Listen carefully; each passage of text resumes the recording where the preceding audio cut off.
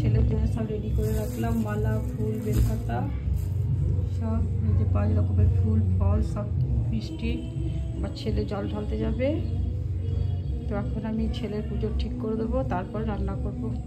এই আমার ছেলে এখন জল ঢালতে গেল মন্দিরে। আমাদের এখানে বড় মন্দির আছে, কষ্ট বলো জল ঢালতে, ওইটুকু ছেলে দেখো।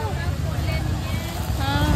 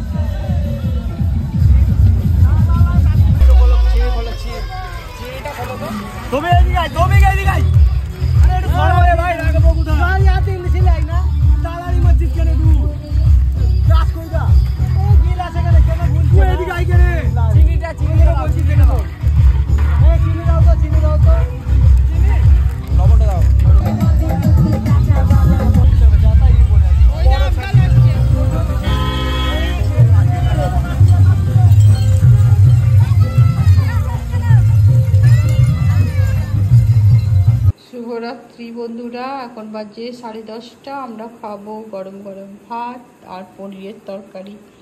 তো পনিরের তরকারিটা আমি রান্না করা দেখাতে পারলাম না, তার কারণ হচ্ছে আমার ভাটুর শরীর প্রচণ্ড খারাপ, ওকে দেখতে দেখতে রান্না করলাম। যদি আপনাদের মনে হয় যে রান্নাটা কেমন করে করেছি কমেন্ট করে জানাবেন, কীভাবে রান্না করেছি, তাহলে আমি রান্নাটা করে দেখাবো।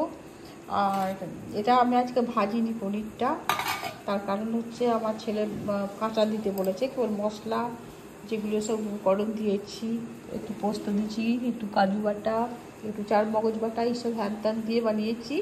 পেঁয়াজ কুচি, হালকা রসুন, ধনে সবই দিয়েছি, কিন্তু তার মধ্যে চারমগজ, পোস্ত বাটা, কাজু বাটাও দিয়েছি, কিন্তু অল্প পরিমাণে। তো এই বাটির 1 বাটি তরকারি বানিয়েছি।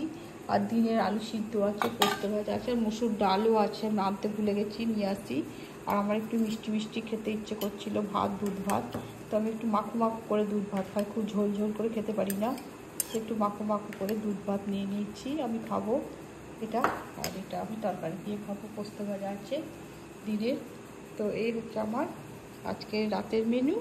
তো আপনারাও খান, আর আমাকে প্লিজ সবাই লাইক সাবস্ক্রাইব করবেন, একটু এগিয়ে যাওয়ার জন্য। নতুন ভিডিও করছি, একটু ভুলভ্রান্তি হতেই পারে, একটু মানিয়ে নেবেন।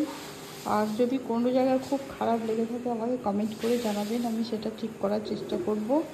তো ভিডিওটা আজ এখানেই রাখছি। আপনারা সবাই ভালো থাকবেন, সুস্থ থাকবেন, সাবধানে থাকবেন।